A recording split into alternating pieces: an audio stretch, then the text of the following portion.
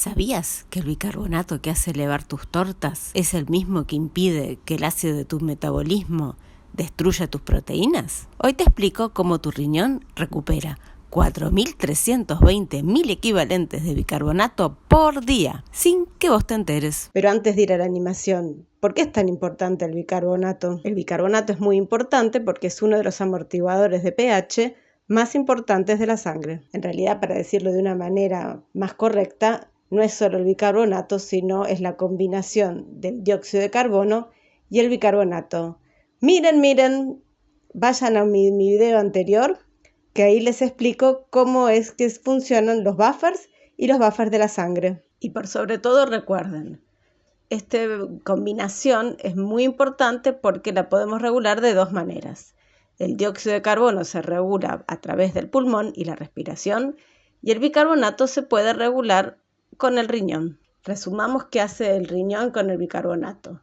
En primer lugar, tiene que reabsorber todo el bicarbonato que se filtra en los glomérulos.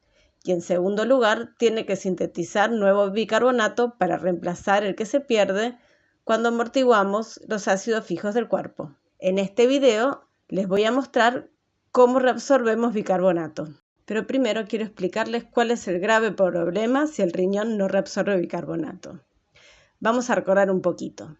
En plasma tenemos más o menos 24 miliequivalentes por litro de bicarbonato. Y tenemos más o menos 3,5 litros de plasma. Vayan a mi video anterior que les explico cómo calcular cuánto plasma tenemos.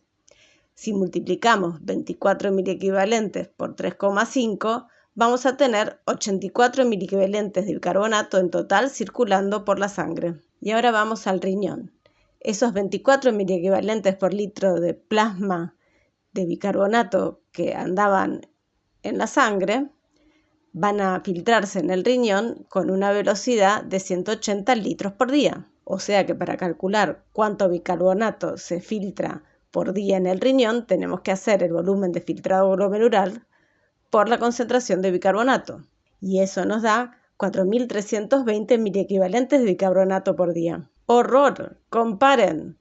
Tenemos en la sangre 84 miliequivalentes de bicarbonato en total y filtramos en el plasma 4.320 miliequivalentes por día. O sea que piensen qué es lo que pasa si el riñón no reabsorbe bien todo ese bicarbonato que filtra. En muy poco tiempo perderíamos todo el bicarbonato de la sangre.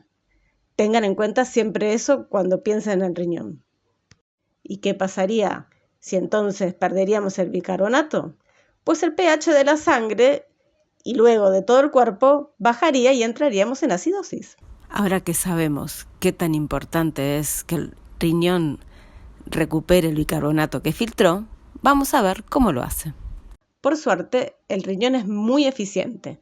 De esos 4.320 miliequivalentes por día que se filtraron en el glomérulo, a lo largo del nefrón se reabsorbe el 99,99%. Por lo tanto, se excreta por día menos del 0,01% de lo que se filtró. ¿Dónde lo reabsorbemos? Reabsorbemos casi todo, un 80% en el túbulo contorneado proximal, un 10% en el haz ascendente de Henle, un 6% en el túbulo contorneado distal y un 4% en el túbulo colector.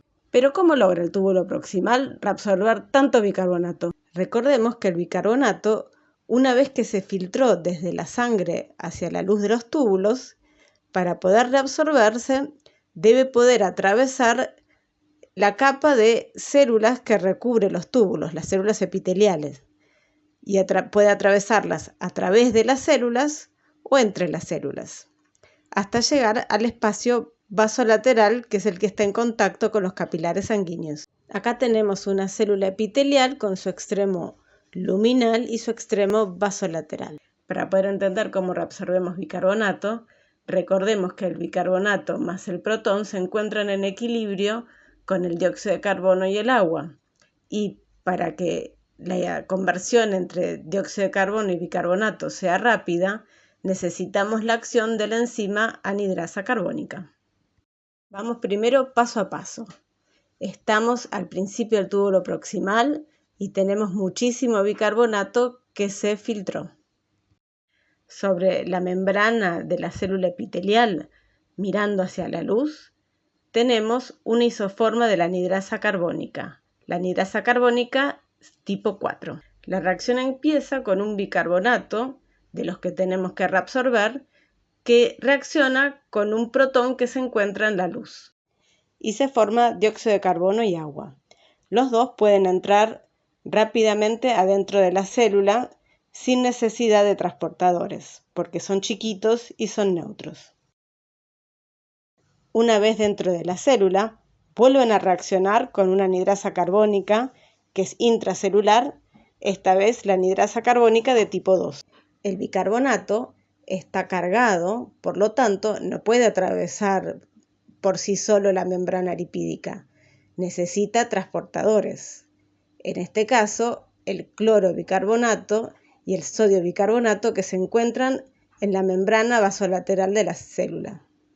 Ya está, pudimos reabsorber bicarbonato.